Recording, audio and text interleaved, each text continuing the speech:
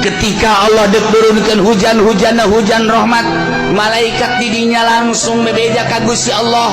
Siap abdi dek turunkan cek Gusti Allah, turunkan di Cilongok supaya jara radi berbagai tatangkalan supaya salelubur buahan aing dedeuh ka urang Cilongok lantaran nurut sa Cilongok kabeh ka aing.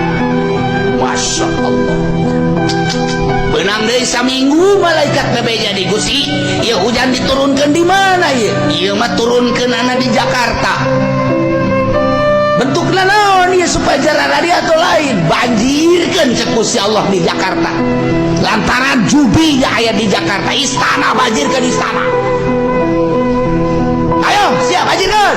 Siap cek malaikat datang ke sakumaha teu kudu aya loba-loba mah ieu mah ngawarah urang istana doang sok datangkeun sabitis teh heula di istana. Emang lain nang malaikat jagaan ku urang istana teu ceuli anjing datang ke kajagaan ceuli aing ulah dengan dua-duana.